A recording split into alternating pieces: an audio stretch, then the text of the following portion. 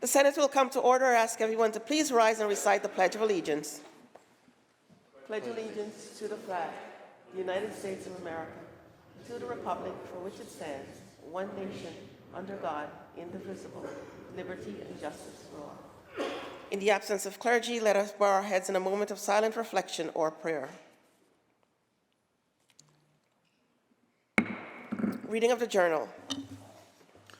In Senate, Tuesday, April 21st, 2026, the Senate met pursuant to adjournment. The journal of Monday, April 20th, 2026, was read and approved on motion. The Senate adjourned.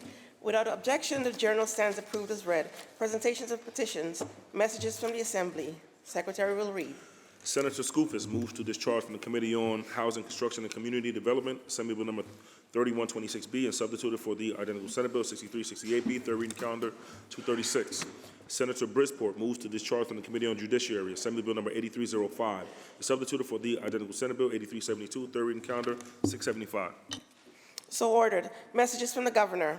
Reports of standing committees, reports of select committees, communications and report from state officers, motions and resolutions. Senator Gineris. Good morning, Madam President. There will be an immediate meeting of the Rules Committee in room 332.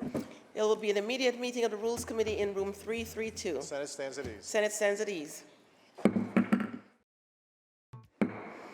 The Senate will return to order. Senator Gineris. Madam President, there's a report of the Rules Committee at the desk. Please take that up. The Secretary will read. Senator Stewart Cousins from the Committee on Rules reports the following bill. Senate Print, 9,999 by Senator Serrano, and that making appropriations for the support of government. Bill reports to third reading. Move to accept the report of the Rules Committee. All those in favor of accepting the Rules Committee report, please signify by saying aye. Opposed, nay. The report of the Rules Committee is accepted. Senator Please Gineris. take out the supplemental calendar. The Secretary will read.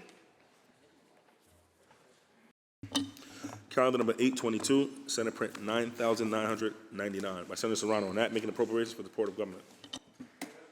Appropriation at the desk. There is a message of necessity and appropriation at the desk. I move to accept the message. All those in favor of accepting the message, please signify by saying aye. Aye. Opposed, nay. The message is accepted and the bill is before the House. The bill is laid aside. That completes the reading of the supplemental calendar. Please go to the reading of the controversial supplemental calendar. The Secretary will ring the bell. Secretary will read. Calendar number 822, Senate Print 9,999 by Senator Serrano, and that making appropriation for the support of government. Senator O'Mara, why do you rise? Thank you, Madam President. Will the sponsor yield for some questions? Will the sponsor yield? Yes. The sponsor yields. Thank you, Senator. Here we are, April 22nd, now more than 3 weeks late on this budget, and we're taking up our 6th extender of the season. This extender, I believe, takes us into Monday. What is this extender? What are we extending with this to get us to Monday? And how much new spending is there? Through you, Madam President, this extender allows for the continuation of our state government short of a fully enacted budget. You're correct. This is our 6th extender. It takes us through Monday, April 27th. The total amount in this extender is $12.7 billion, which includes an additional $69 million in new spending. And it covers things like general state charges, payments to the Metropolitan Commuter Transportation Mobility Tax, Department of Health, our WIC and EPIC programs, which are so vital, Department of Labor payments, Office of People with Disability payments, and Department of Veterans Services and Homeless Veterans housing payments. Thank you, Senator. Madam President, the Senator will continue to yield. Does the sponsor yield? Yes? Sponsor yields. Thank you. Senator, are we any closer to a final budget today than we were Monday? Through you, Madam President, negotiations are still ongoing. As I mentioned in our previous discussion on Monday, that I think things are moving in the right direction.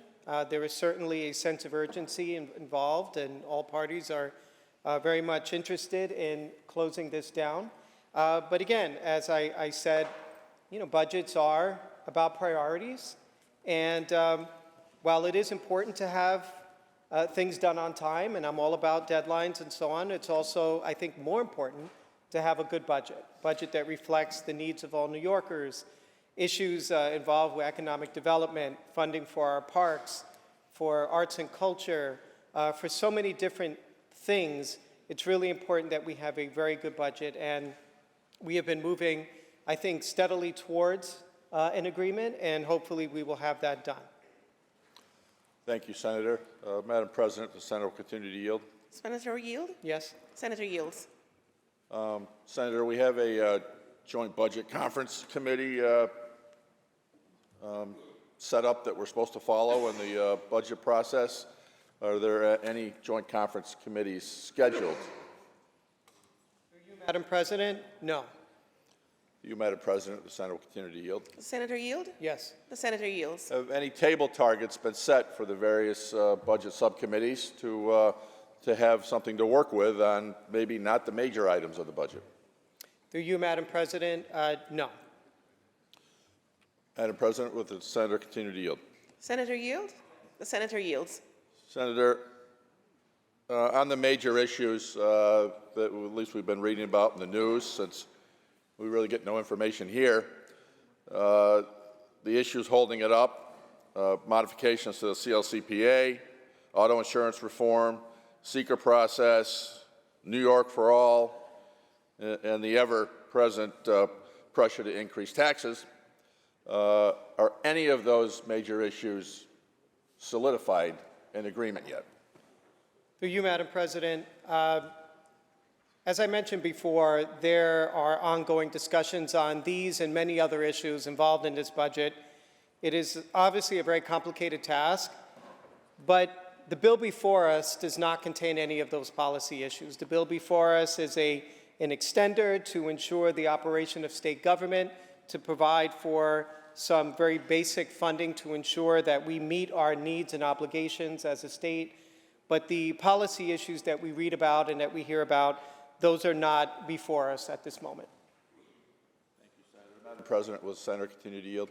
Does the Senator Yield? Yes. The Senator Yields. Senator, this morning I saw on the Empire Reports news website attributed to the governor that you thought we would have a budget on May 19th.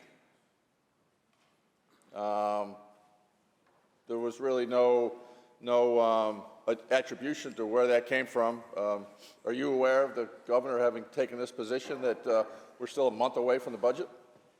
Through you, Madam President, no, I was not aware of that. I have no additional information on that. Okay. Thank you. Madam President, on the bill. Senator O'Mara on the bill. Here we are 22 days late on the budget for the 5th year in a row. It's a concerning process. I really see or feel no sense of urgency on getting this budget wrapped up as close to the constitutional required deadline of April 1st to get a budget done. We continue to just extend spending, although the Conservative Party of the state of New York and its chairman, Jerry Kassar, has expressed his gratitude to us because we're not spending any more, and there's really no likelihood or expectation that this budget is going to spend less than last year overall, or probably in any specific category at all. Spending will be greater. So the Conservative Party at least feels, we're a month late, we're a month less of extra spending in the state. But we really do need to get this budget done, as I talked about earlier in the week. Our school budgets, our school districts have to come out with their budgets to put to the voters in the middle of May. The time for putting those together is rapidly approaching, and that's just a big problem for our districts, and it will only result in perhaps unnecessary property tax increases, not knowing what the state aid is going to be for these districts.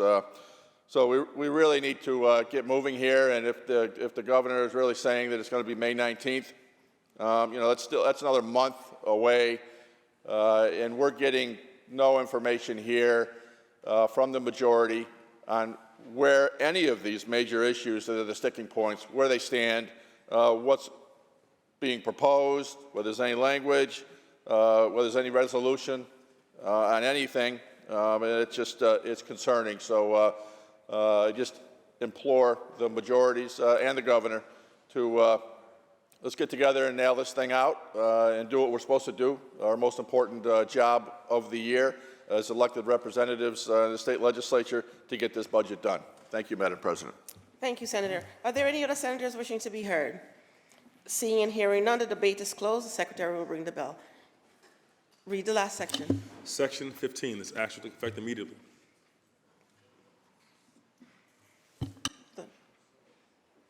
Senator Gineris. Madam President, we've agreed to restore this bill to the non-controversial calendar. On consent, the bill is restored to the non-controversial calendar.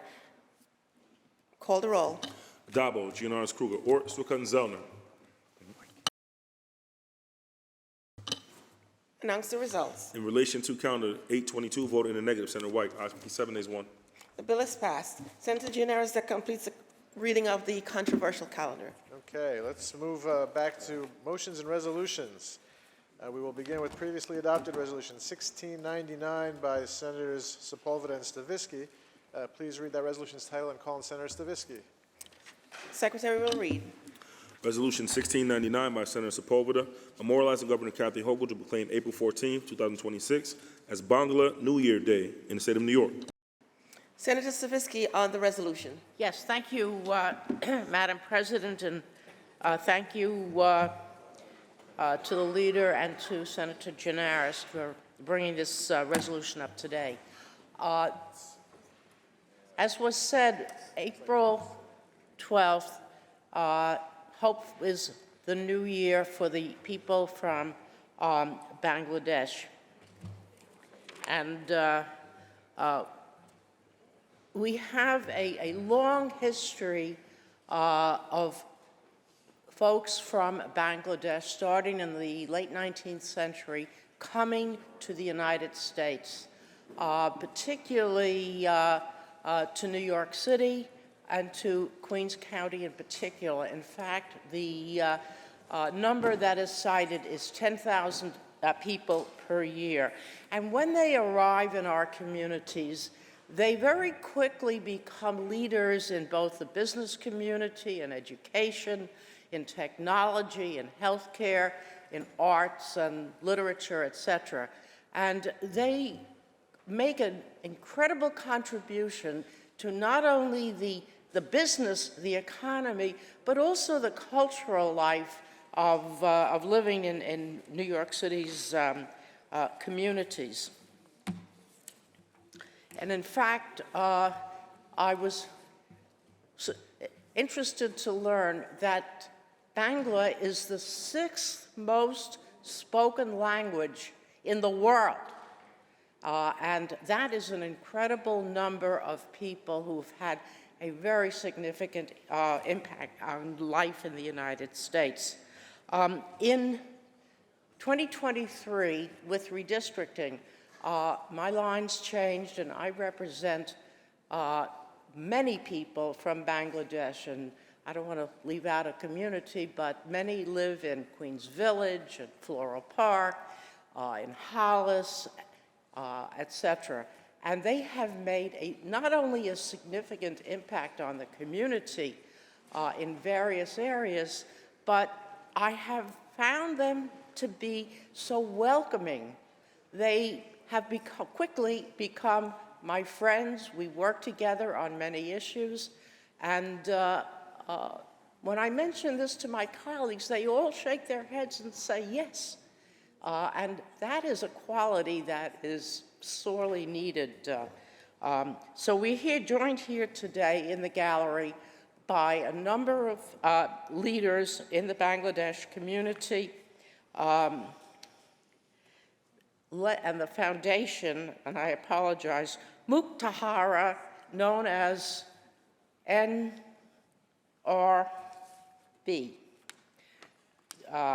led by their leader and founder, Saha, who I know is in contact with my office on many occasions, and we work on many issues together. So, Madam President, I hope that you will extend a warm welcome to our guests and extend all of the privileges to which they are entitled. Thank you, Madam President. Thank you, Senator. To our guests from the Bangla community, Happy Bangla New Year. I welcome you on behalf of the Senate. We extend to you the privileges and courtesies of this House. Please rise and be recognized.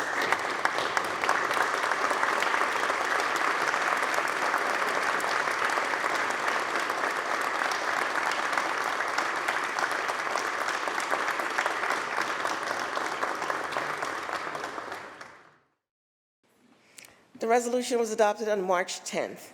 Senator Gineris. Let's continue with the theme and take up previously adopted resolution 1846 by Senator Liu. Read that resolution's title and call on Senator Liu. Secretary will read. Resolution 1846 by Senator Liu, commending the Bangla United States Chamber of Commerce and Industry and USA Bangla Business Links upon the occasion of hosting the 5th annual Bangladesh Remittance Fair. Senator Liu on the resolution. Thank you, Madam President. I want to thank Senator Stavisky on speaking on the preceding resolution and thank Senator Sepulveda for introducing that resolution. I also want to thank my colleagues for co-sponsoring my resolution today, commemorating the great work of the Bangladesh USA Chamber of Commerce and Industry, led also by our friend Bishojit Saha, who I guess he's on this side, so I can't see him. What's up, Saha?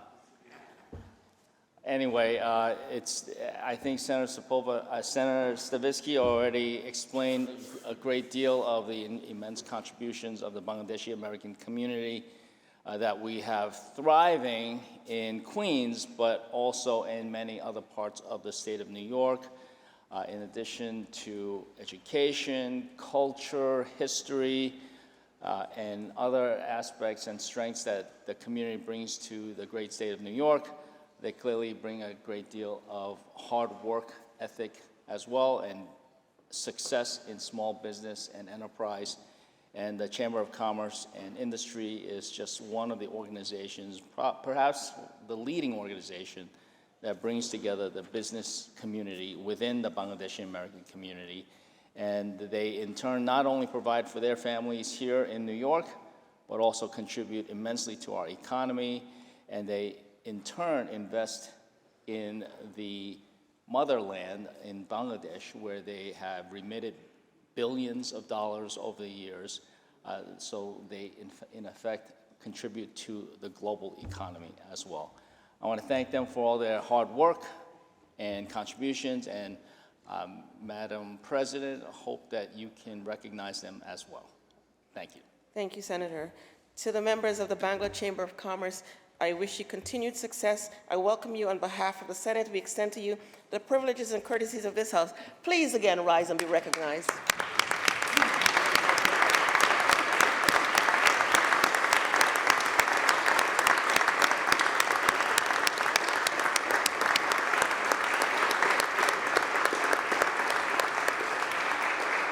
The resolution was adopted on April 21st. Senator Gineris. Madam President, next up is previously adopted resolution 1816 by Senator Steck. Read that resolution's title and call on Senator Steck, please. Secretary will read.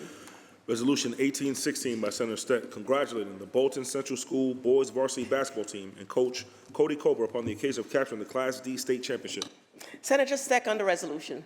Thank you, Madam President. Again, it's always wonderful to greet guests here in the chamber, especially young guests that have reached a significant achievement as a sports team.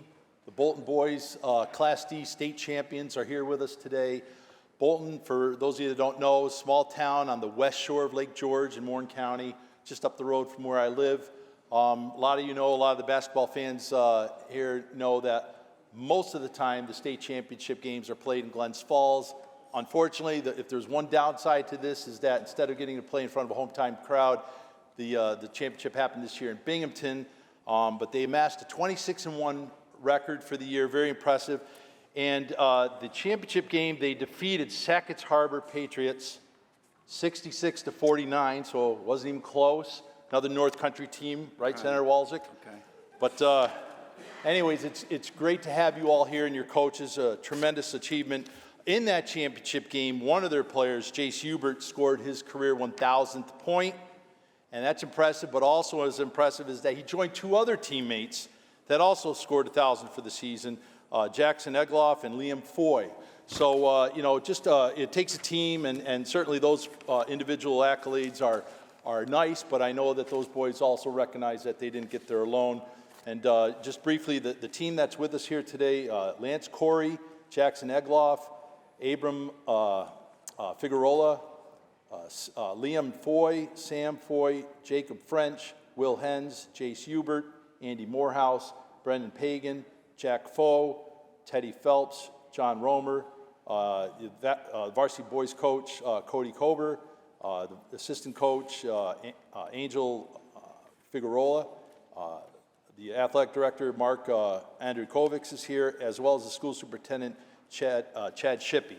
Chad, don't worry about your budget. We're going to get those numbers to you soon so that you're ready for your budget vote. But to the boys, again, congratulations on a wonderful season. This is something that you're going to remember for the rest of your lives, how you got there, the work that you put in, the achievement, the thrill of victory. I think the only defeat you had was to the Syracuse Orangemen, I heard. So an impressive season. I'm just kidding about that part. But it's thrilling to have you here with us. Thank you for bringing the team down. And Madam President, if you wouldn't mind, please give them the cordiality of the House and share with them your congratulations for a wonderful state championship season. To the Bolton Central boys basketball team, congratulations. And to the 1,000-point scorers, congratulations on that feat. We welcome you on behalf of the Senate. We extend to you the privileges and courtesies of this House, and to your coaches also, we welcome you. Please stand and be recognized.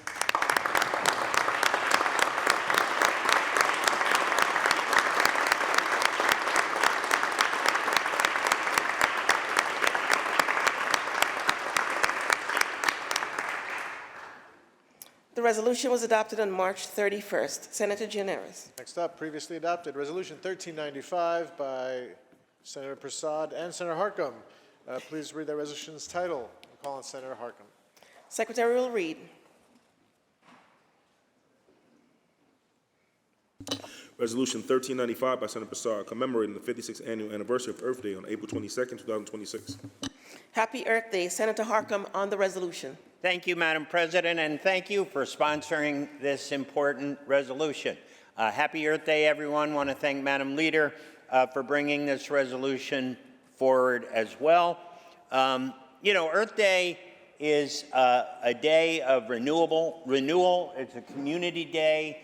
We come together to express our shared and common humanity in projects to clean the environment, our local communities, pick up trash, do plantings.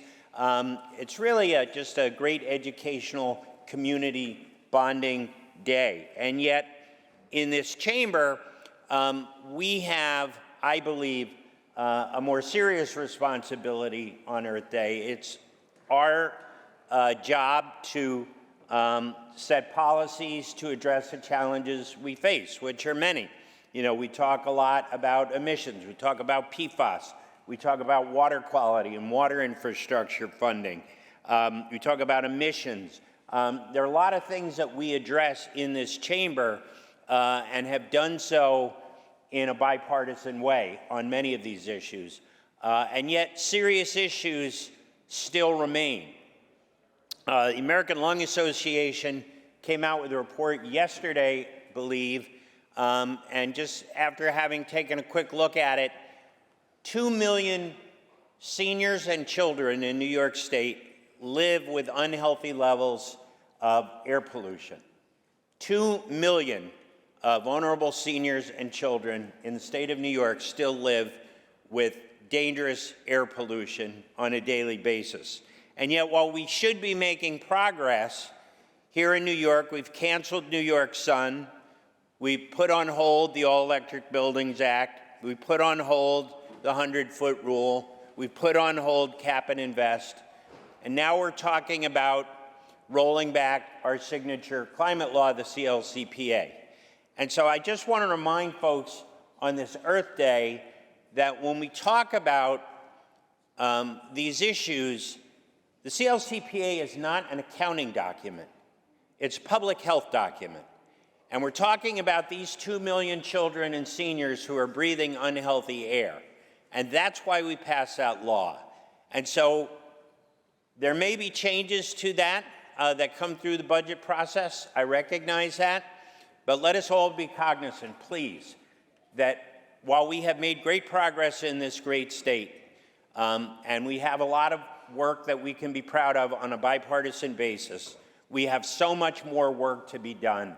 And let's not take our focus off what this is about, and that's public health of our children. I vote aye. Thank you. Thank you, Senator. Senator Mates on the resolution. Thank you, Madam President.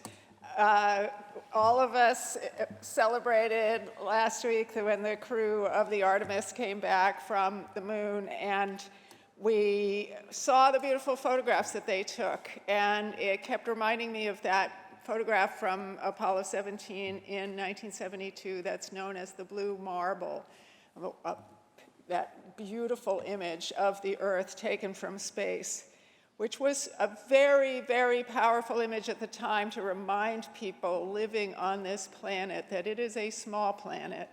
And what we do here in our communities, in our backyards, has an impact on people at every corner of our planet.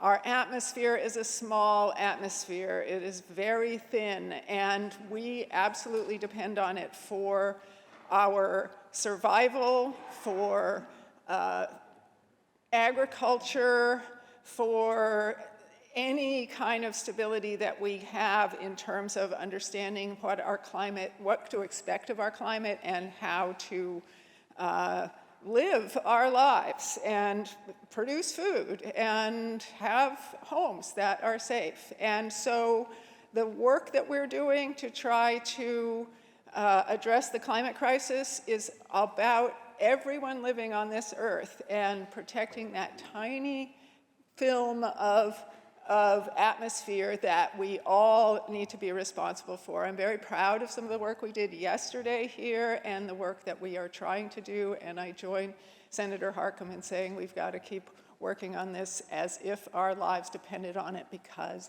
they do. Thank you. Thank you. Senator Martins on the resolution. Thank you, Madam President. I want to thank the sponsor, and I want to thank, I want to thank all the people back home who each and every year take the opportunity to do cleanup on Earth Day.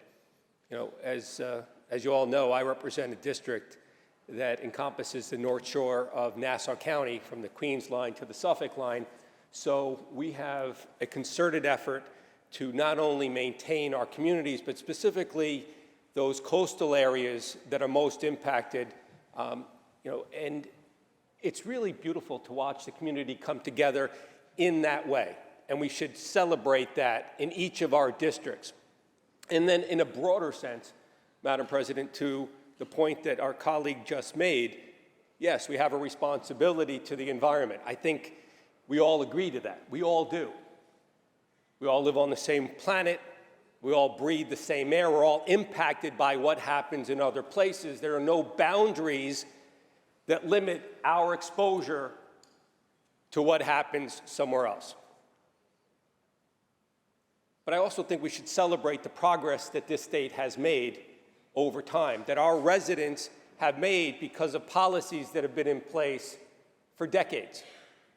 This isn't just a new process where we decided to begin to move in the right direction.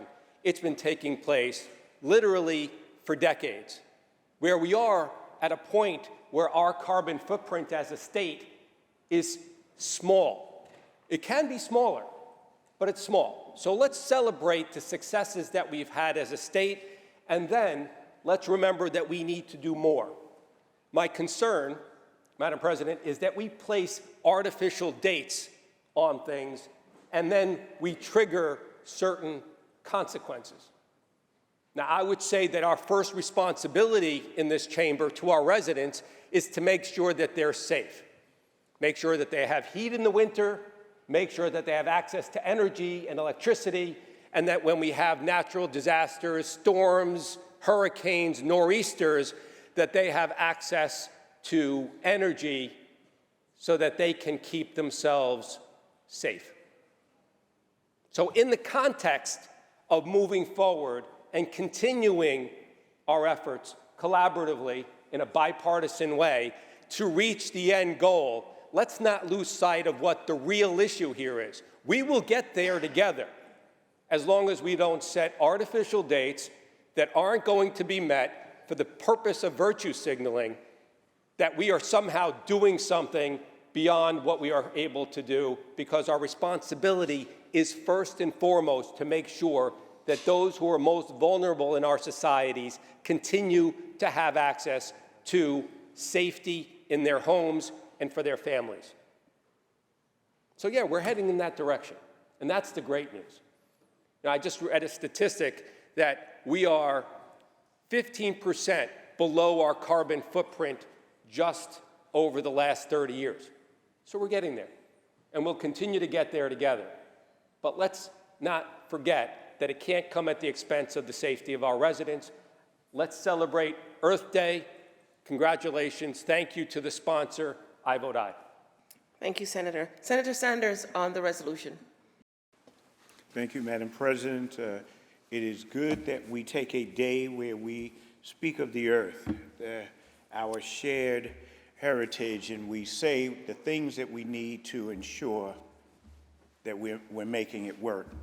We're celebrating at a unique time, of course, where some are talking about weakening the goals that we have set, and it puts a strange place for us to be celebrating Earth Day. I want to remind people that there is no plan B.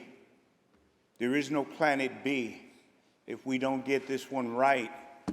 All of these words that we've used that will be a little slower, we'll get there, may ring very hollow to our children and grandchildren when they say, why didn't you go with science? Why didn't you accept that the conditions are moving faster than you anticipate? I also want to take a moment to thank the people of my district who have come out and they did a beach cleanup from one end of the Rockaways to the other end. We did a beach cleanup. I had every intention to be with these people. I did not know that we would be struggling with the budget at that time. But they're doing excellent work. We're trying at a local place to ensure that we do our part for the earth. Thank you, Madam President, and to all my fellow earthlings. Let's use science. Thank you, Senator. Senator Rollison on the resolution. Thank you, Madam President. I want to thank the sponsors for this resolution. I would say that every day is Earth Day, and that it started on April 22nd, 1970, Madam President, and as we've heard in the chamber today, and we'll continue to hear, we've done a lot, and there's a lot of work to be done to help this Earth. But I wanted to preface my comments today, Madam President, on all the great work that is done throughout this great state, but in the 39th District, where there are Earth Day cleanups going on continually in the next week or so. And the fact that we're teaching our children about Earth Day and understanding what it means every day. And I'm a little bummed because I didn't bring the book that I bought for my granddaughter, Alina, in the gift shop, which says, My Very First Earth Day, which I'm going to give her this weekend, so she can understand what Earth Day means at age 4. And we have that responsibility to teach. We also have the responsibility to clean and to do the things that make our neighborhoods and communities look better, feel better, and as Senator Harkin talked about the statistics that we have in this state when it comes to all the issues related to health, especially in children. And we have those issues in Dutchess County with asthma rates. It is something that we need to continue to focus on. because of the prevailing winds from the New York metropolitan area that affect Dutchess more than Ulster. Most people don't know that.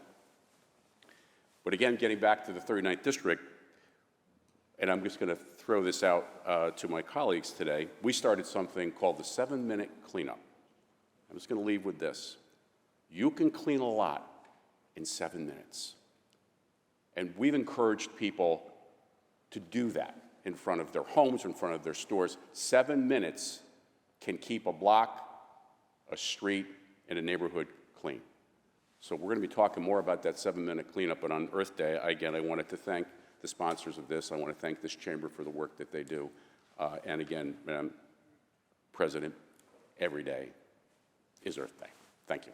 Thank you, Senator. Senator Hinchey on the resolution. Thank you, Madam President. I rise to thank the sponsors of this resolution for bringing this forward to celebrate Earth Day, but to also give us an opportunity to talk about the incredible things that we are doing in this chamber to support our planet for generations to come. The Hudson Valley was the birthplace of the modern environmental movement. Before it was in the lexicon of everyone's discussion, people were doing the work to actually elevate the importance of protecting our planet and our waterways and our soil and our air. People like Manna Jo Green, who I had the honor of honoring for Women's History Month through the LWC this year. People like Pete Seeger and Riverkeeper and Clearwater, the folks who founded those two great organizations. People who were battling corporate greed for the betterment of our communities, our societies, and for that next generation. If you talk to younger people today, high school students, Gen Z, they'll tell you one of the major reasons why they feel completely disaffected from government, from politics, is because of the state of the climate and the planet. That's what they say. They feel like they won't have a planet to live on. They're not even sure if they can plan for a family. They don't know if they can have kids in the future because we don't know what planet Earth will look like in 50, 20, or 100 years from now. These are the conversations that people are having today. And while it might feel strange and uncomfortable that that's the reality and it's easier to dismiss that as just people being hyperbolic, that is true. Many of us are concerned about what the future is going to hold. And so while Earth Day is a day where we can all stand up together and support the incredible work that we do on a bipartisan basis, it's also really important to recognize that these are real fears that people have. The work that we do, whether it's through the CLCPA or trying to shift to a clean energy economy that actually makes things cheaper, energy cheaper for folks. I actually was just meeting with a head of a large financial institution who, unprompted, told us that renewable energy was cheaper and they were actually helping invest in that because it's better for their clients. When we actually push those things forward, we have to understand what we're actually fighting for here. It's not virtue signaling to our constituents and to advocacy groups.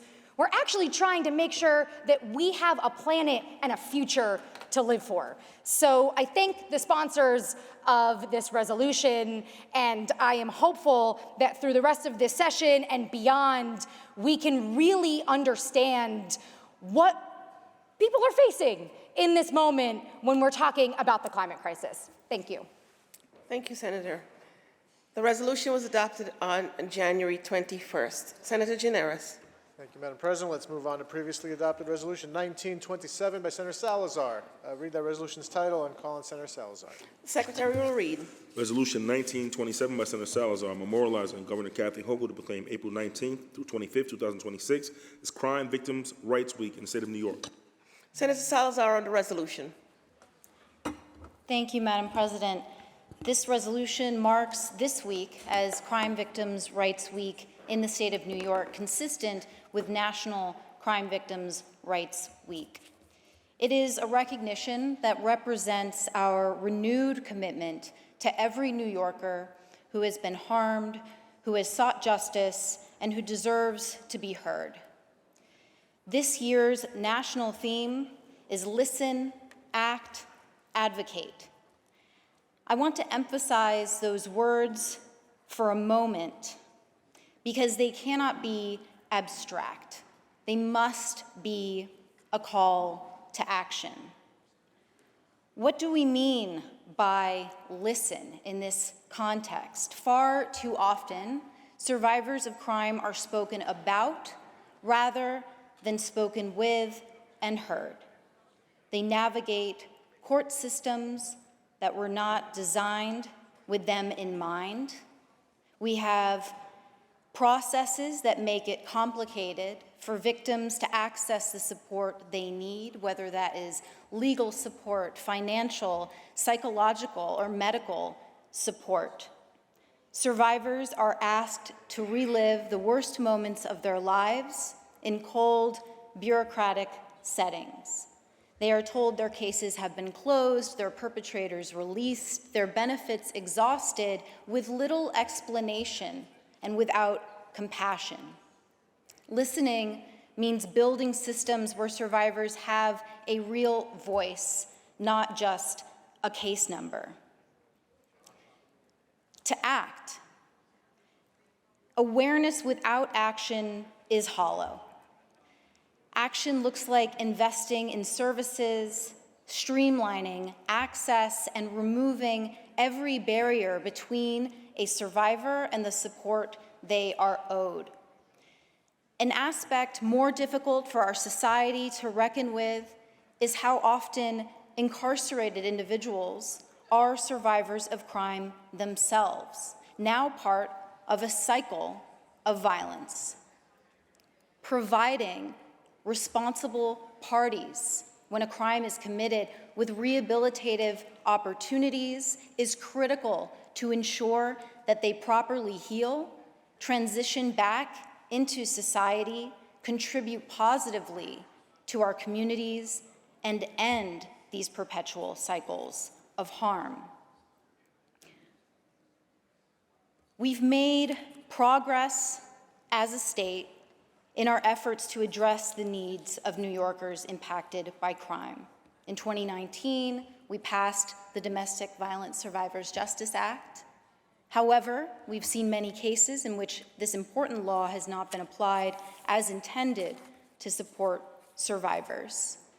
That same year, we also passed the Child Victims Act, modifying the statute of limitations for New Yorkers who survived sexual abuse as a minor. This year, the Fair Access to Victim Compensation Act went into effect, eliminating certain arbitrary barriers that survivors faced in seeking financial compensation. To advocate is needed because there's clearly so much more for us to do. It is the responsibility of each of us in this chamber to advocate for change. Change like through the Survivors First Act, which would remove even more obstacles that victims face when seeking compensation to recover from harm they've experienced. Legislation that would improve the level of support provided to survivors during the interview process by law enforcement. We must also step up to empower our victim services organizations. Currently, many of them are being threatened by the federal government, punished for their work, specifically in serving certain communities, namely immigrant survivors of crime and LGBTQ individuals. Many have already seen their federal funding cut. New York must reject these blatant attacks and instead take opportunities to fill those funding gaps. It is what is required of us so that victims of domestic violence, of sexual assault, of hate crimes, of gun violence, and especially those of them who are of marginalized identities will no longer feel alone. To every survivor who might hear these words, you deserve a system that sees you. You deserve to have your voice centered in our pursuit of justice. I urge my colleagues to support this resolution and, more importantly, to carry its spirit into the legislative work ahead of us. Thank you, Madam President. Thank you, Senator. Senator Murray on the resolution. Thank you, Madam President. And I thank Senator Salazar for bringing this resolution to the floor. Some of the words in speech, I didn't write a speech for this because I think if there is ever a subject that should come from the heart, I think it's this. I think it's how we look at, think of, deal with victims of crime. Let's look at the two sides when there is a crime. You have the criminal, the one that did the act, a conscious choice to violate someone else. You have the victim who had no choice. A victim who doesn't want to be a victim, who never would want that. During my colleague's speech just now, it was mentioned that some of those in prison now were victims themselves. And that amazes me. Because if there was ever someone that should know what impact crime has on a victim, it should be them. And yet they chose to do it anyway. You know, it's Crime Victims' Rights Week. I think, personally, every hour of every day, of every week, of every month, of every year, we should be thinking about those victims and how we can help them. Let me preface this by saying I don't think anyone purposefully is trying to hurt anyone or does this out of any animosity or anything. I think it's a case where we just don't think about it. So on the agenda today, we have a bill that expunges convictions, another one that addresses inmates' efforts to reduce their prison time, another one that I actually think is a pretty good bill that gives vocational training to the inmates. Some would think, well, what's that have to do with victims? And if you ask that question, then you don't know. If you ask that question, you haven't been listening. You haven't talked to a victim. Because everything we do in this body, every piece of legislation we pass that reduces a sentence or does this or that or moves parole sooner, impacts those victims.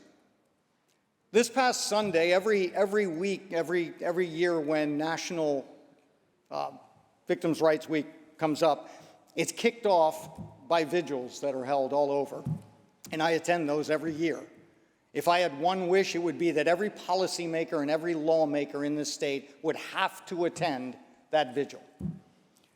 I attended it this year, and what they'll do is they'll tell their stories. And this particular group was the parents and other survivors of murdered crime victims. When you hear these stories, it breaks your heart. And then you listen to them reading off the names, 600 names just in the vigil I was at in Suffolk County. Think about that. And every name on that list is not just a name. It's someone that had loved ones, family members, a spouse, children, someone or people that loved them, that cared for them, and now they don't have them. Why? Because someone decided to take their life. Someone made the conscious decision to end their life. And it doesn't end with the crime. In fact, unfortunately for the loved ones, that's where it starts. That's where the pain starts. It doesn't go away. And so every time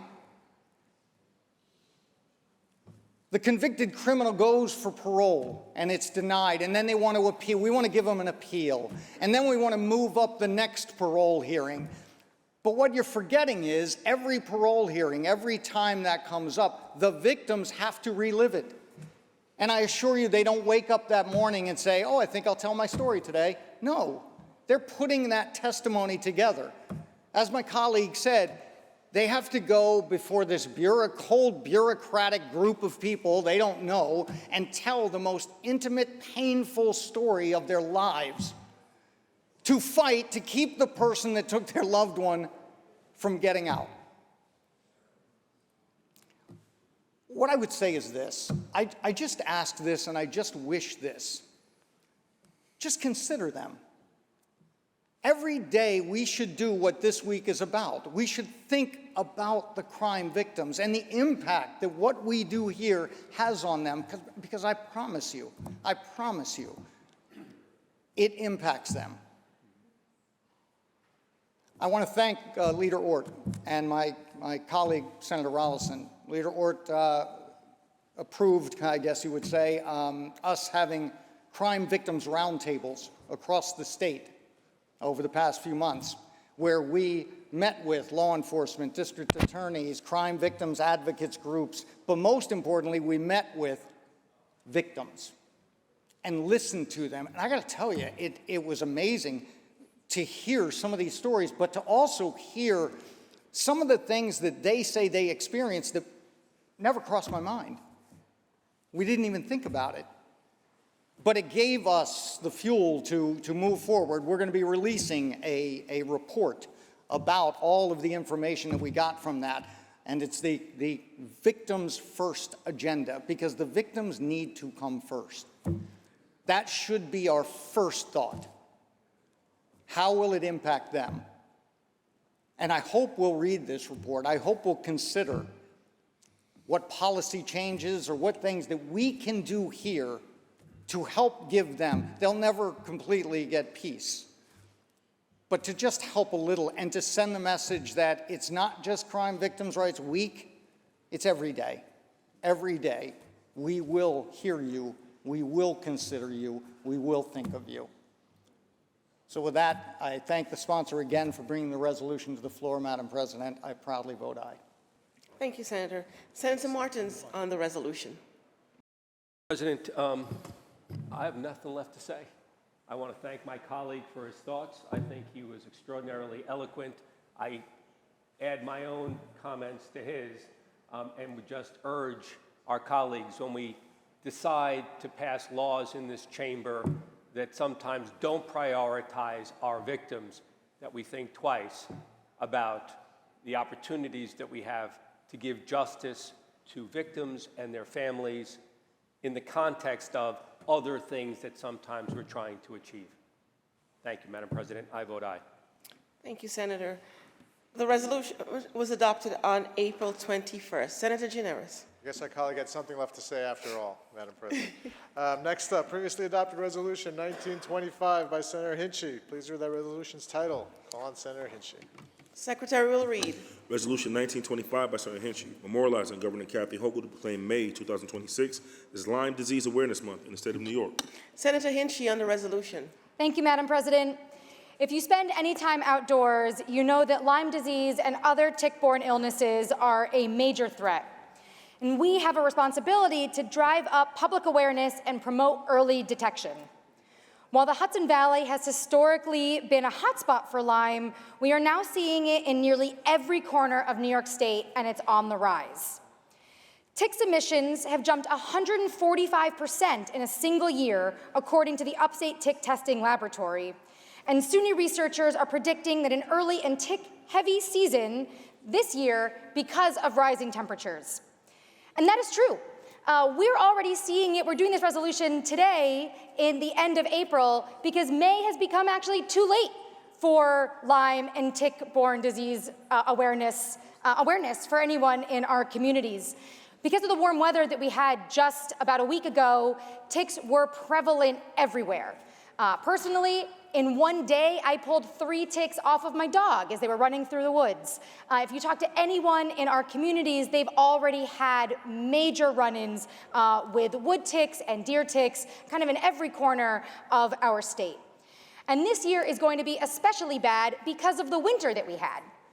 Some people may think that because of the freezing temperatures, it would actually be a better year with fewer insects and fewer ticks. But because of the amount of snow that we had, it actually insulated the ground, which means this year we are going to have even more bugs, more insects, and more ticks than we would in any other season, or we have in seasons past. We have to be aware of what happens and what we're looking for when we're spending time outside. We live in one of the most beautiful places in the world. We want to enjoy our forests and our parks. We want to spend time outdoors with our pets. We need to be able to keep each other and ourselves safe. In New York, our state averages over 17,500 new Lyme cases a year, and many of them are actually undetected. And it's not just Lyme anymore, it's other tick-borne diseases as well. We just saw the rise of something called alpha-gal that our agencies are looking into. It feels like we're constantly being bombarded with new tick-borne illnesses. A study by the Carey Institute found that more than 38% of tested ticks were carrying pathogens for at least one of these diseases. And nearly 11% of tested ticks were positive for both Lyme and babesiosis at the end of that study. Prevention right now is the best protection for tick-borne diseases and prevention, and that starts with awareness. So if you are spending time outside, make sure that you're wearing long pants, that you're wearing bright colors, don't wear black because the ticks will blend in, and always do a tick check when you come in from outdoors. Also check your pets. And if you do find a tick, make sure to remove it immediately, and you have to really dig in there, get the head, because otherwise it stays. Ticks are really disgusting. So make sure that you're checking your pets and yourself. Monitor the area if you find a tick for 30 days and make sure that you are spreading this information to your friends and neighbors so we can keep more people safe from Lyme disease and tick-borne illnesses across our state. Thank you very much. Thank you, Senator. Senator Ryan on the resolution. Thank you, Madam President. Thank you, Senator Hinchey, for bringing this resolution forward. I rise to support in May as the Lyme Awareness Month. Certainly a time to raise awareness, encourage prevention, and support so many New Yorkers who are dealing with this very terrible disease. Obviously, Lyme disease is the most common tick-borne illness, but here in New York, it's something that tragically too many families know firsthand. So, as Senator Hinchey pointed out, prevention is key, but we also want to recognize the people who are living with Lyme disease and the challenges that they face every day getting diagnosed, treated, and hopefully recovering. So earlier this season, the Senate passed my bill, Senate Bill 4816, to help ensure that workers exposed to tick-borne illness on the job can access the care that they need. And I'm certainly optimistic and hopeful that the Assembly will pass that bill so we can continue strengthening the support for those that are the greatest at risk. And lastly, I would be remiss if I did not recognize the hard work being done back home in the 50th Senate District by the hard-working group at the CNY Tick-Borne Disease Illness. Thank you. I vote aye. Thank you, Senator. The resolution was adopted on April 21st. Senator Gianaris. Thank you, Madam President. Now let's move to previously adopted Resolution 1864 by Senator Rollison. Have that resolution's title read and call on Senator Rollison. The Secretary will read. Resolution 1864 by Senator Rollison, memorializing Governor Kathy Hochul to proclaim April 2026 as Pet Cruelty Awareness Month in the state of New York in conjunction with the observance of National Prevention of Cruelty to Animals Month. Senator Rollison on the resolution. Thank you, Madam President. I want to thank the Chamber for allowing me to introduce this resolution on a topic, quite frankly, that is heartbreaking. Like many of you, we watch TV, and when my wife and I are watching TV, of course, our dog Madison is with us. And most of you know how we feel about our dog. We adore her, we love her, and she is so important to Lori and I. And invariably, there's always advertisements and public awareness of cruelty to animals on TV, asking for help, asking for funding. And we have to change that immediately. I cannot look at those animals that they are showing us who don't have it, like our dog, who are not cared for, who are abused and neglected. And so when we talk about Animal Cruelty Month, there are people that are actually doing the work to help these animals. And animal cruelty, Madam President, is defined as the infliction of unjustifiable pain, suffering, or death upon an animal, either through intentional abuse or neglect. It includes physical violence, starvation, abandonment, chronic tethering, lack of proper shelter, and organized fighting. I know that goes on, Madam President, but I have an extremely hard time in accepting it at all. And there are individuals who are dedicated to the protection of animals, who do that as their work, as their career. We need to acknowledge them for what they do, because quite frankly, most of us could not do that. But we want them to do that, Madam President, and without their dedication, and that's a love of animals, individuals that do this work, whether in the shelters, SPCA officers, animal control officers, individuals who take animals in to foster them, they're doing the work that our communities need. On April 10th, I had the opportunity to visit a facility that was built in my district in the town of Pauling. And it's the ASPCA New York Operations Recovery and Rehabilitation Center, which opened last fall. This facility cost $38 million to construct. It is the primary shelter for abused dogs that come out of New York City through the NYPD. Currently, it has 60 dogs there. It can handle 80, and at some point they will have 80. And these are all part of animal cruelty cases, active animal cruelty cases by the NYPD and other agencies. This center employs 67 individuals. It has a veterinary clinic and all medically available services for those dogs. Now, it was designed and constructed using the latest technology infrastructure by specialized architects that only do this work. It is an amazing, amazing place for those dogs. And Madam President, I got to tour that facility and to see the work that they're doing. And I met a dog in one of the staff rooms, and her name was Coco. And Coco had been seized by the NYPD in an animal cruelty case. And I don't know the specifics because, of course, I didn't want to know. But she was underneath like a cubicle in a staff office, intently looking at me because she didn't know who I was. And you could tell through her eyes that she was looking at me sort of suspiciously. Who is this guy? And all the staff people, of course, she knows them.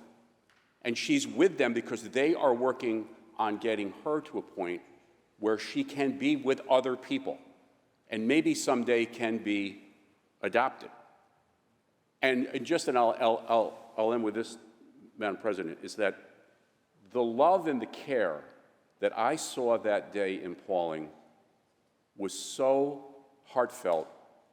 And when I left there, as difficult as it may have been to go in, walking out, I felt pretty darn good, because those dogs are being cared for and rehabilitated, and they have seen unspeakable horrors.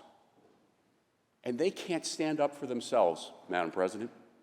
They need others to do that. So with this resolution, in this particular month, we are saying thank you to the individuals that do that work and will continue to do the work. And I am also very proud of this chamber and the members who support that. We have passed bills in this chamber to protect animals. And that is something that we all can be proud of. Thank you, Madam President, and of course, I proudly vote aye on this resolution. Thank you, Senator. Senator Canzoneri Fitzpatrick on the resolution. Thank you, Madam President. I want to thank my friend, Senator Rollison, for bringing this resolution to the floor to recognize April as National Prevention of Cruelty to Animals Month. There's a lot of common themes here today. We just heard about ticks and checking our pets for ticks, which is a serious issue, especially where I live. And then we also have to acknowledge the fact that there's a connection between cruelty to animals and domestic violence, cruelty to humans, and there's a common theme today. I'm very proud of our chamber today for recognizing these issues. I'm a proud co-sponsor of this resolution, and I'm even a prouder dog mom to Oreo and Biscuit, who are truly a part of my family. We kind of have a joke at home that if, God forbid, we ever had a fire, my daughters would save the dogs before they saved their sisters and their brother, because that's how important they are to us. It's really remarkable, as Senator Rollison referred to the people that are doing the work. I want to give a shout out to Posh Pets in Long Beach.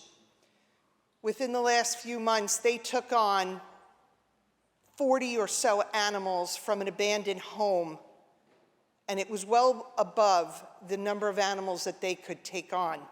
I happened to be in the area, and I stopped by with blankets and sheets and things that they needed, and the director looked at me and broke down and cried and was so happy to see me and support the work that she was doing. And it was a really powerful moment because all I did was show up. She was there taking care of a dog that was horribly matted and in pain, and it took so long to shave this animal that really had been so horribly abused. Animal cruelty is not just an issue of neglect, it's a serious public safety concern, and research shows that connection. The Humane World for Animals said that 71% of domestic violence victims in one survey reported that the abuser also targeted their pets. And in another study, suspected child abuse, when they were watching those families, they said that 88% of those families under supervision for physical abuse of children were also found to have abused their pets. And that's why this resolution is so important, because by recognizing it, we're sending a strong message that abuse of any kind will not be tolerated. We need to have stronger protections, enforcement, and education. This resolution gives a voice to the voiceless, and that is so powerful. New Yorkers care deeply about the welfare of their animals, whether they be furry, feathery, or even scaly. And we need to make sure that we raise awareness and encourage reporting, compassion, and prevention.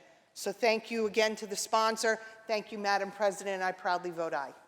Thank you, Senator. The resolution was adopted on April 21st. Senator Gineris. Madam President, all of today's resolutions are open for co-sponsorship.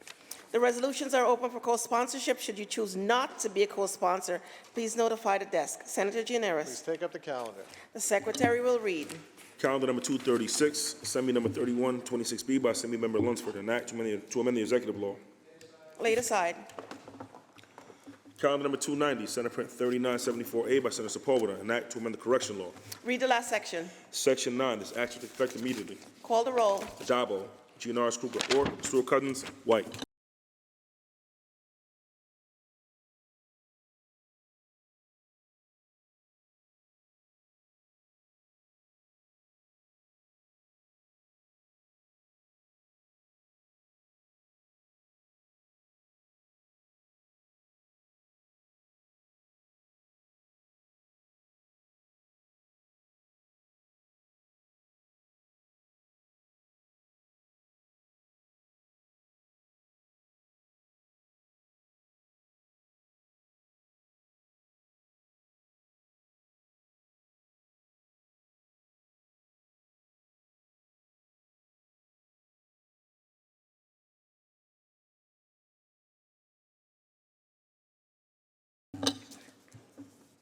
Announce the results. In relation to Calendar 290, voted in the negative are Senators Borrello, Canzeri Fitzpatrick, Chan, Griffo, Helming, Lanza, Martins, Patera, Murray, Oberecker, O'Mara, Ort, Palumbo, Rhodes, Rawson, Skoufis, Steck, Tedisco, Warzick, Weber, and White. Ayes 37, nays 21. The bill is passed. Calendar number 350, Senate Print 985A by Senator Brooke, an act to amend the tax law.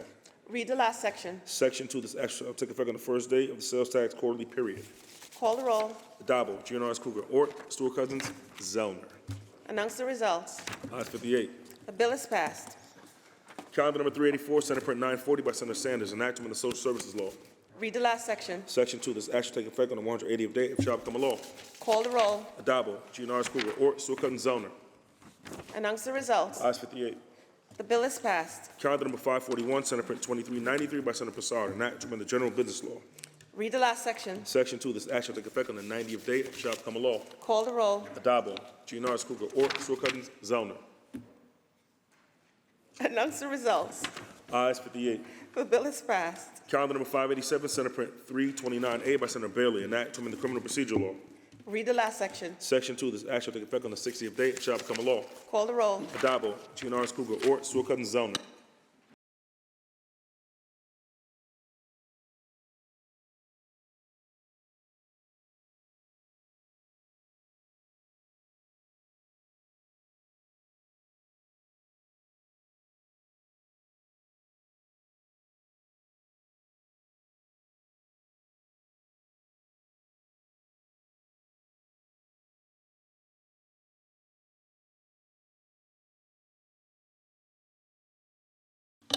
Announce the results. In relation to calendar 587, voted in the negative are Senators Ashby, Borrello, Kenseth Fitzpatrick, Chan, Griffo, Helming, Lanza, Martins, Patera, Murray, Obracker, Amara, or Palumbo, Rhodes, Rawson, Steck, Tedisco, Warwick, Weapon, White. Ayes 37, nays 21. The bill is passed. Calendar number 596, Senate Print 1946 by Senator Rivera, an act to amend the criminal procedure law. Read the last section. Section 2, this act shall take effect on the 180th day if it shall become a law. Call the roll. Addabbo, Giannaris Kruger, Ort, Stewart-Cousins, Zellner.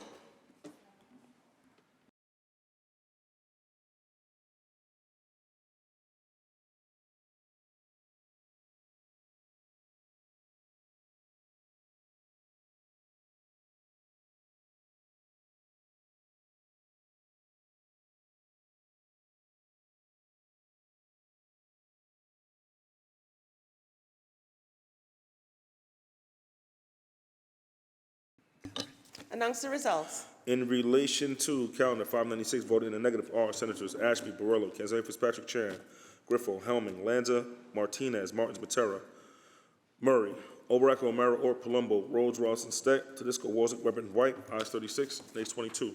The bill is passed. Calendar number 616, Senate Print 5110A by Senator Scarcella Stanton, an act to amend the penal law. Read the last section. Section 2, this act shall take effect immediately. Call the roll. Addabbo, Giannaris Kruger, Ort, Stewart-Cousins, Zellner. Announce the results. Ayes 58. The bill is passed. Calendar number 621, Senate Print 4357 by Senator Bailey, an act to amend the correction law. Read the last section. Section 3, this act shall take effect on the 180th day if it shall become a law. Call the roll. Addabbo, Giannaris Kruger, Ort, Stewart-Cousins, Zellner. Announce the results. Ayes 58. The bill is passed. Calendar number 656, Senate Print 3460 by Senator Grenardez, an act to amend the labor law. Read the last section. Section 2, this act shall take effect on the 60th day if it shall become a law. Call the roll. Addabbo, Giannaris Kruger, Ort, Stewart-Cousins, Zellner.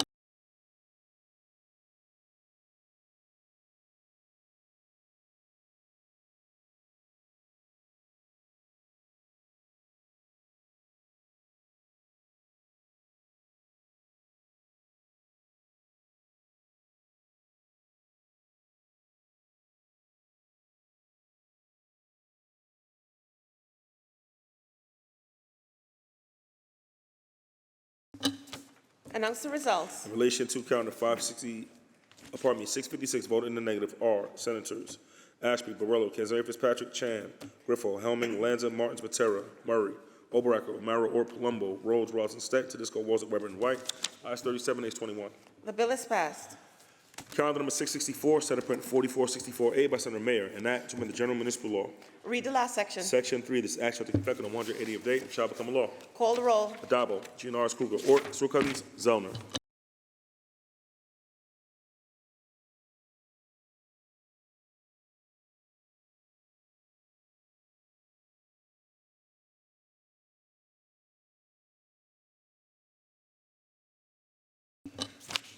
Announce the results. In relation to calendar 664, voting in the negative are Senators Ashby, Borrello, Griffo, Murray, Obracker, Ort, Steck, Wozik, and White. Ayes 49. Also Senator O'Mara. Ayes 48. Nays 10. The bill is passed. Calendar number 675, Assembly number 8305 by Assemblymember Berger, an act to amend the Civil Practice Law and Rules. Read the last section. Section 2, this act shall take effect on the 60th day, shall become a law. Call the roll. Adabo, Giannaris Kruger, Ort, Cousins, Zellner. Announce the results. Ayes 58. The bill is passed. Calendar number 683, Senate Print 7974 by Senator Gonzalez, an act to amend the General Business Law. Read the last section. Section 2, this act shall take effect immediately. Call the roll. Adabo, Giannaris Kruger, Ort, Cousins, Zellner.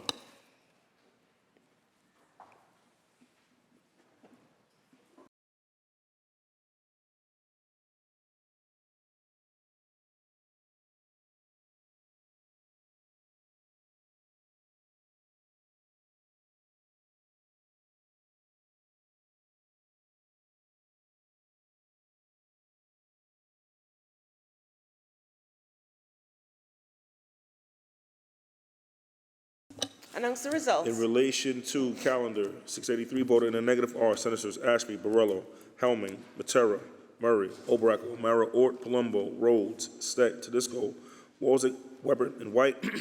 Ayes 43, nays 15. The bill is passed. Senator Giannaris, that completes reading of today's calendar. Let's move on to the controversial calendar, please. The Secretary will ring the bell. The Secretary will read. Calendar number 236, Assembly number 3126B by Assemblymember Lunsford, an act to amend the executive law. Senator Rhodes, why do you rise? Madam President, I was hoping the sponsor would yield to what hopefully will be only a few questions. Will the sponsor yield? Yes, of course. The sponsor yields. Thank you, Madam President. Through you, of course. Senator Skoufis, my understanding is the general purpose of the bill is to increase transparency so that people who make complaints actually can receive information regarding the complaints that they've made back so that they know that there's some sort of response, correct? Through you, Madam President, yes, that's correct. Okay. And will the sponsor continue to yield? Does the sponsor yield? Yes. The sponsor yields. It's also my understanding, through you, Madam President, that this applies to the State Energy Conservation Code, the Uniform Fire Prevention and Building Code, and the local building code. Is that correct? Through you, Madam President, yes, that's correct.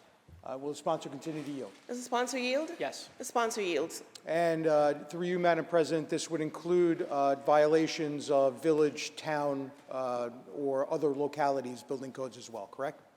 Yes, that's correct. Will the sponsor continue to yield? Does the sponsor yield? Yes. The sponsor yields. And through you, Madam President, this applies, to my understanding, this applies to orders to remedy notices of violations as well as actual violations themselves that are issued by any local department, correct? Yes, that is correct. And will the sponsor continue to yield? Does the sponsor yield? Yes. The sponsor yields. Through you, Madam President, are there any provisions in this legislation that would, I'll withdraw that question, actually, and ask a different one. Through you, Madam President, does this bill dictate the form in which those notices are to be sent to the complainants? You, Madam President, yes. The form that's required is mail, certified or registered. Will the sponsor yield to another Or question? in person, sorry. Okay. Will the sponsor yield to another question? Does the sponsor yield? Yes. The sponsor yields. And would this be done, I know it's got to be served by mail, but would this be done through correspondence, through actual copies of violation notices? What information would actually be sent? Through you, Madam President, the bill does not prescribe. Will the sponsor yield to another question? Will the sponsor yield? Yes. The sponsor yields. Thank you, Madam President. Through you, of course, would the complainant's information be included, if it's sent by letter, would the complainant's information be included on the actual letter? Madam President, the bill does not prescribe, but the Secretary may promulgate regulations that speak to that. Will the sponsor yield to another question? Does the sponsor yield? Yes. The sponsor yields. Thank you, Madam President. Through you, are there any provisions within the law that would actually exempt correspondence with the claimant directly from FOIL? President, there is no exemption in the bill. Thank you, Madam President. On the bill. Senator Rhodes on the bill. I certainly understand the premise and the purpose of the legislation so that complainants actually receive some comfort by the fact that they know that their complaints are being heard and responded to. My concern, however, is that without the protections of an exemption from FOIL, that information concerning complainants, which is typically excluded from being received by the building owner, may become subject to FOIL due to the absence of any FOIL exception being put in play within the legislation that we're sponsoring today. For that reason, I'll be voting no. I would encourage my colleagues to do the same. Thank you, Madam President. Thank you, Senator. Senator Martins, why do you rise? Thank you, Madam President. If the sponsor would yield to a few questions. Will the sponsor yield? Yes. The sponsor yields. Would this legislation apply to all municipalities, local municipalities, villages, towns, and cities? Madam President, yes. Through you, Madam President, if the sponsor would continue to yield? Does the sponsor yield? Yes. The sponsor yields. Including the city of New York? Through you, Madam President, yes. Madam President, through you, if the sponsor would continue to yield? Does the sponsor yield? Yes. The sponsor yields. Is there a consequence to a municipality not complying with this legislation? Through you, Madam President, an Article 78 remedy could exist, much as it does with many other similar types of laws. Through you, Madam President, if the sponsor would continue to yield? Does the sponsor yield? Yes. The sponsor yields. Sure, of course. There's an Article 78 if someone's willing to go through that process, but is there any consequence to either the municipality's action in enforcing the code or any consequence with regard to a separate intervention by a complainant who doesn't receive notice? Through you, Madam President, on the first, this bill doesn't speak to the first, and there's certainly plenty of other sections of law that does speak to proper enforcement of the code. This bill, as my colleague knows, speaks simply to notice of resolution. And again, there are no penalties prescribed in this bill, but certainly most of us in this chamber have faith that our municipalities, all of whom have legal counsel, are going to follow this and other municipal laws. Through you, Madam President, if the sponsor would continue to yield? Does the sponsor yield? Yes. The sponsor yields. So the language of the bill speaks to, uses the term initially when referencing whoever the complainant happens to be. Is this limited to just that first complaint that is received with regard to a property, or is there a responsibility to issue certified mailings to every person who issues a complaint that results in the issuance of an enforcement action by a municipality? The intention, and I believe the bill does read this way, is to apply to any and all complaints, not just a first of what could be multiple complaints. Madam President, through you, if the sponsor would continue to yield? Does the sponsor yield? Yes. The sponsor yields. And with respect to the notice requirements of this bill, is there anything in this bill that requires that the municipality provide that notice prior to issuing the violation, simultaneously with issuing the violation, or subsequent to issuing the violation? Is there any time frame in this bill within which the municipality would have to issue the notice to the complainant? In this bill, one is a copy of the actual complaint, and the second is a resolution. On the first, there's no prescription of timing. On the second, there's no prescription, but certainly if it is speaking to a resolution, it would be subsequent to any determined resolution. Through you, Madam President, if the sponsor would continue to yield? Does the sponsor yield? Yes. The sponsor yields. So I know you, like I, have many local municipalities in our districts. Certainly there are hundreds across the state. Were there any municipalities that reached out to you and asked you to sponsor this as a way of addressing a concern that they may have? President, no specific municipality requested this bill, no. Thank you, Madam President. Through you, if the sponsor would continue to yield? Does the sponsor yield? Yes. The sponsor yields. Did you reach out to any of the municipalities in your district and ask them whether they thought it was a good idea and a good use of public resources to require that they have to send these notices out by certified mail, return receipt requested, and to then use and occupy time from their staff in doing so. Did any of your municipalities in your district tell you that they thought this was a good idea? Through you, Madam President, I'll answer that in a little bit of a different way. There are many municipal leaders who are very much aware of this bill, and none of them reached out to me expressing concern or opposition to this bill. And I think I know where my colleague is going with this. Certified mail is about $6. And I thought this line of questioning might have come from the previous debater. And so I looked up Glen Cove. And in Glen Cove, there are about 600, maybe a little bit north of 600 annual complaints, building code complaints that are filed with the city. And given, again, there are 2 notices here, not one, we're talking about 1,200 correspondences. And that assumes they're all in mail. They can be, again, in person. And so we're talking about $7,200. The city of Glen Cove's budget, and again, this is representative of all the municipalities around the state that we're talking about here. The city of Glen Cove's budget is about $70 million. And so $7,200 over that much larger sum of money amounts to 0.01% of the budget. And the reason why this is important, through you, Madam President, is that someone who files a complaint, in many cases, if not most cases, is filing a complaint because they themselves or their residents, they, their families or their residents, are endangered by the alleged issue in the neighboring unit or the neighboring property. And we heard yesterday, one of our colleagues expressed interest in Sharia law. Sharia law, the premise of their building regulations is do no harm.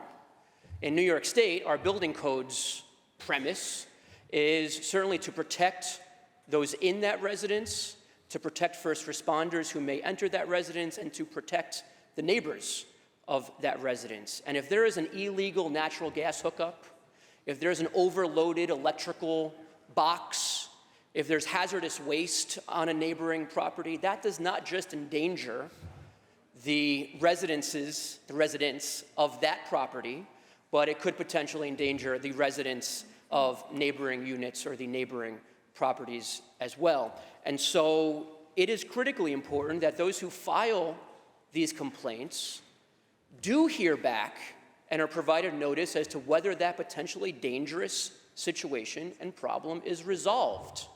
That's what this bill calls for. Again, it is a minuscule percentage, a mailing, literally a postage item in any building department's budget, and certainly in any municipal budget. And for that reason, it is worth the pennies that it would cost. Madam President, through you, if the sponsor would continue to yield. Does the sponsor yield? Yes. The sponsor yields. So in many instances, people who call and complain with regard to a condition on the block, maybe someone hasn't mowed their lawn, whatever the case may be, maybe they left their garbage pail out overnight when it was only supposed to come out in the morning, they will call and they'll make a complaint, and they'd rather not leave their address or their identifying information. They would just like the municipality to address the issue. How does your bill square away with that? Is there an obligation then on the municipality who's receiving the complaint to insist upon getting an address and a way of contacting the complainant so as to send out a certified mailing and comply with the requirements here? Complaint forms that I've seen do include contact information, and so what this bill calls for, I don't think would result in, any amendments to existing forms. Maybe there are some that I've not seen around the state that don't, but the ones that I've seen do include a field for contact information. Because oftentimes, not only, even if a municipality, which many, if not most, do not provide for notice of resolution, oftentimes a building department code enforcement officers will need to follow up with the complainant for additional information. And so I believe that's why they seek that contact information on those complaint forms. Madam President, through you, if the sponsor would continue to yield. Does the sponsor yield? Yes. The sponsor yields.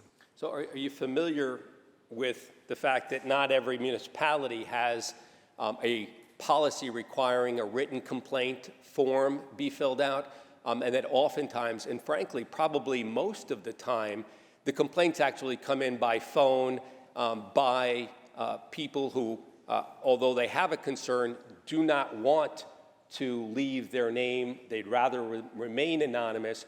And so my question is there a concern or is there a requirement of this bill, since it requires that they be notified in a certain way, certified mail to their address, even though they may want to remain anonymous? Is there a concern or requirement in this bill that they have to provide their contact information? Through you, Madam President, I am aware that some municipalities have even a hotline, if not certainly just a general phone number that people can call into to make complaints. My understanding is that many of those municipalities that have that opportunity to file complaints through non-written means do still request for contact information when someone does call in. Certainly, I think this bill, if enacted, and the Assembly did pass this bill for the first time this session, may well lead to building departments collecting contact information if they were not already collecting contact information. It's a fair question.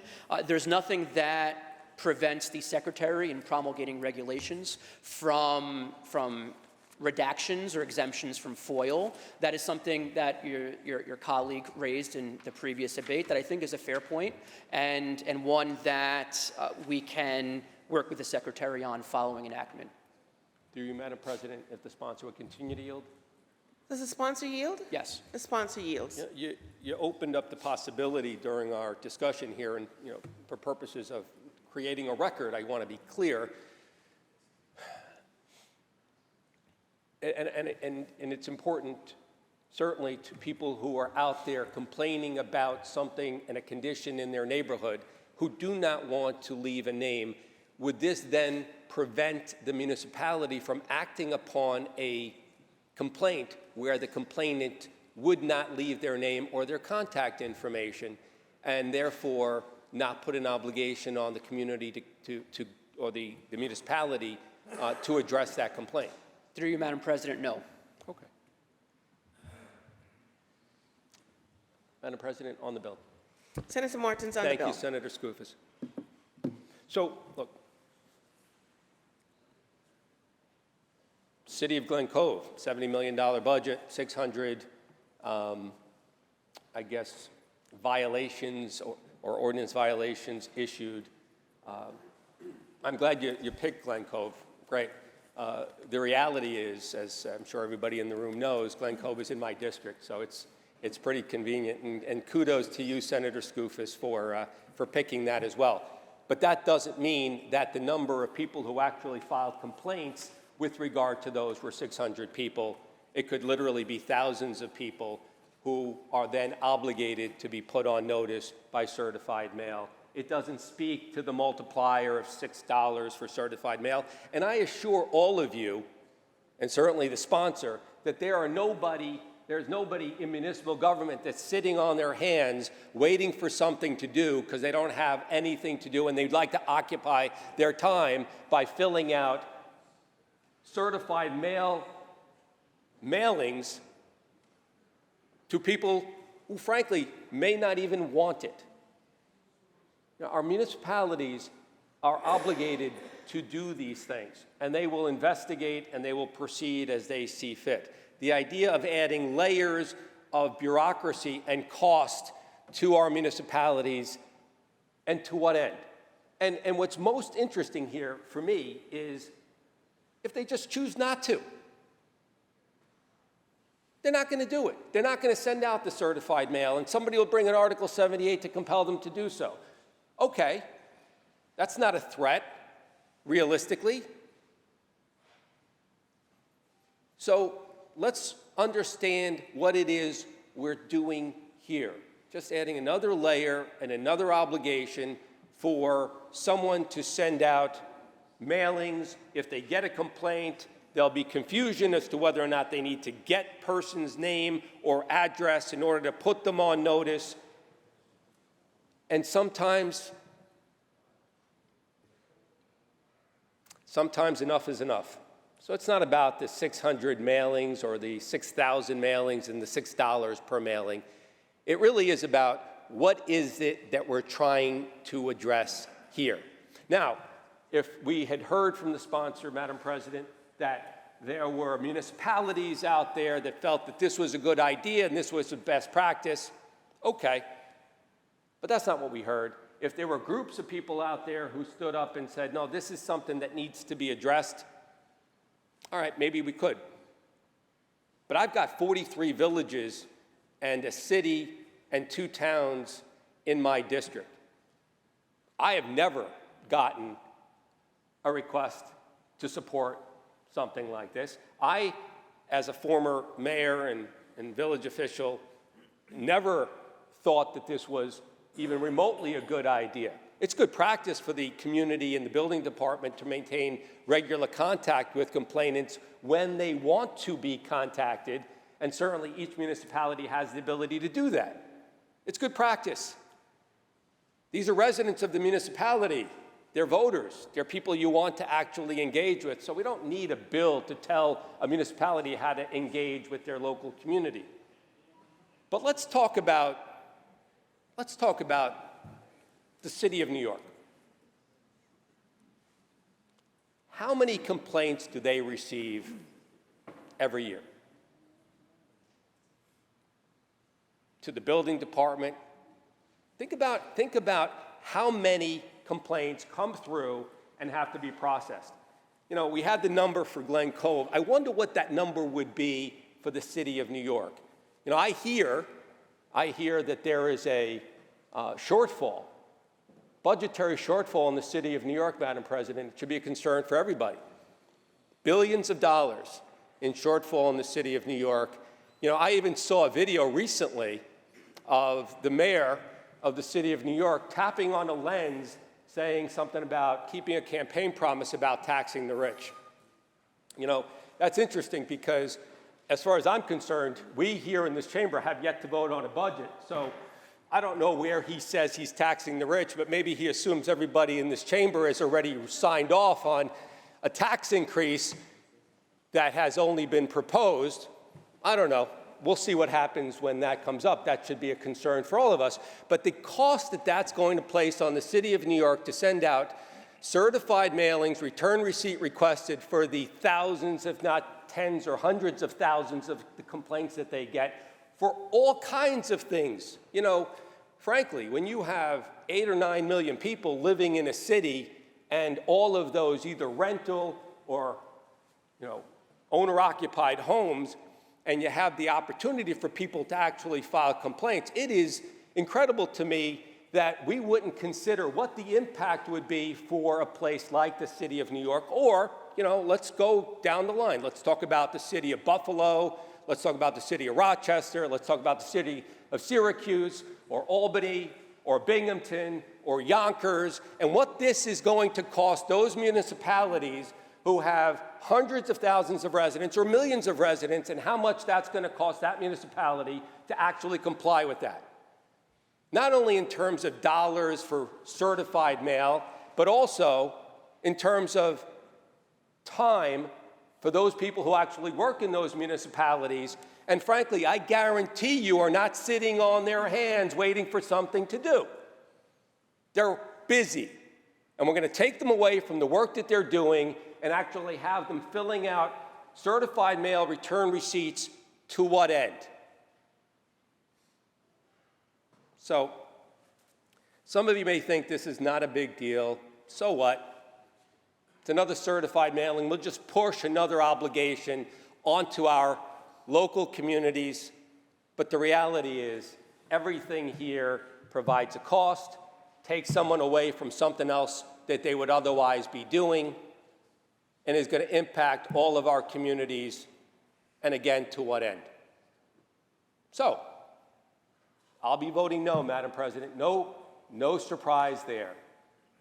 But for all of you who are thinking about voting yes, Think about what it means back home to your local communities. Think about what it means back home to your cities. Think about the additional cost and expense and time that's going to be spent back home complying with something that actually isn't going to move the needle, because I assure you, most of our communities are already working with their local residents and seeing these complaints through.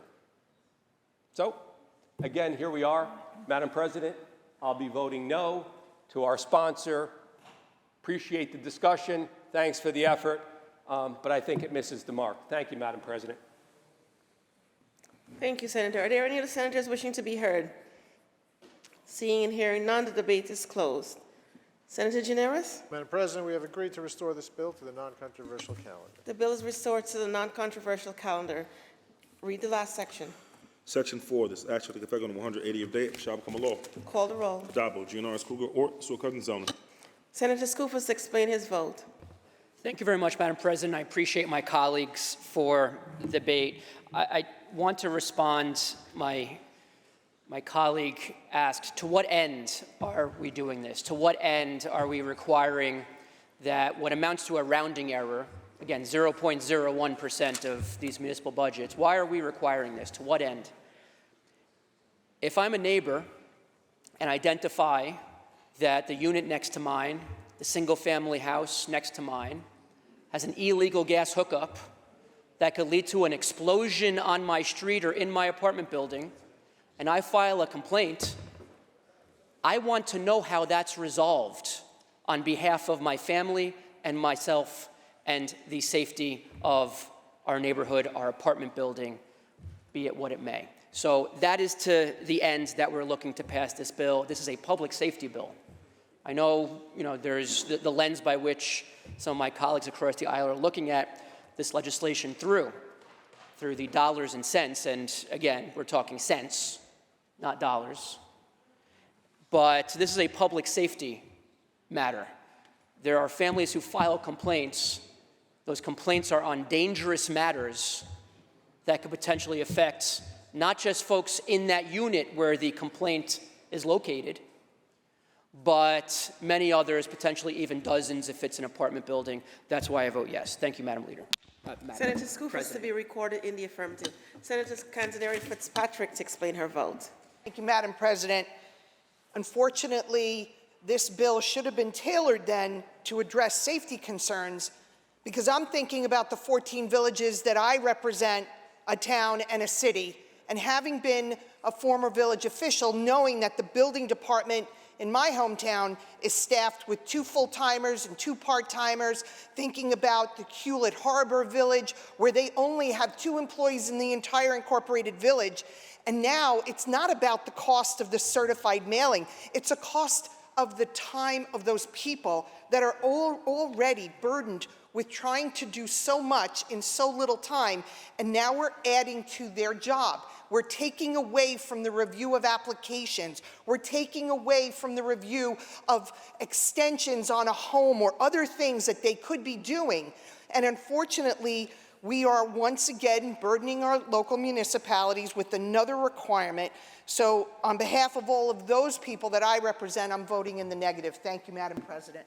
Senator Canzoneri Fitzpatrick to be recorded in the negative. Senator Martins to explain his vote. Madam President, I feel compelled to stand to talk about the concept of this being a public safety bill, as if somehow sending a notice to a complainant actually is going to make the building department and the building officials do their job. No, they're going to take the complaint, they're going to act on the complaint, regardless of whether a mailing goes to somebody by certified mail. This has nothing to do with enforcing public safety.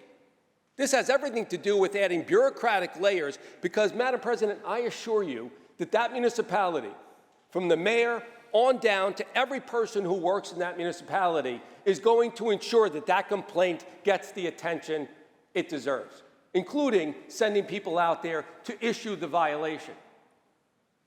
Notice, this bill requires that the notice go out when the building violation is issued. So that issue has already been taken care of. The municipality has issued the violation. This is an afterthought. The idea that this is a public safety bill is a farce. I vote no. Senator Martins to be recorded in the negative. Senator Mayer to explain her vote. Thank you, Madam President, and I want to thank my colleague, Senator Skoufis, for this. To me, this addresses a fundamental complaint of our constituents. Government does not work for me. No one is worried about me. I made a complaint based on a fear of something happening or a legitimate safety complaint. I made a complaint to my local municipality, and I want to know what happened. I want to know what the decision is, and no one is willing to tell me. This says municipality. This is what people expect of their government. When they make a complaint, they want to know the resolution, the determination, and it makes a lot of sense that a notice would be sent to them providing that information. Thank you for doing this for our constituents. I vote aye. Senator Mayer to be recorded in the affirmative. Senator Lanza to explain his vote. Madam President, I vote aye. Senator Lanza to be recorded in the affirmative. Senator Helming to explain her vote. Thank you, Madam President. I, too, will be voting aye on this bill. In my district, I have some of the largest populations of people living in manufactured homes, et cetera. My office often gets calls for assistance because they register complaints, serious, as was said, public safety complaints. They have issues, and they never get a response. This will help people get that response that they, as it's already been said, they deserve to hear back. So I vote yes. Thank you. Senator Helming to be recorded in the affirmative. Announce the results. In relation to County 236, voting in the negative are Senators Borrello, Kanzani, Fitzpatrick, Chan, Martins, Matera, Rhodes, Steck, Tedisco, Walzak, Weber, and White. Ayes 47, nays 11. The bill is passed. Senator Gianaris, that completes the reading of today's calendar. Thank you, Madam President. I have a motion here on behalf of Senator Granardis on page 22. I offer the following amendments to Calendar 324, Senate Print 8839, and ask that said bill retain its place on the third reading calendar. The amendments are received and the bill will retain its place on the third reading calendar. Senator Is there any Gianaris. further business at the desk? There is no further business at the desk. I move to adjourn until Monday, April 27th at 3 p.m., with the intervening days being legislative days. On motion, the Senate stands adjourned until Monday, April 27th at 3 p.m., with intervening days being legislative days.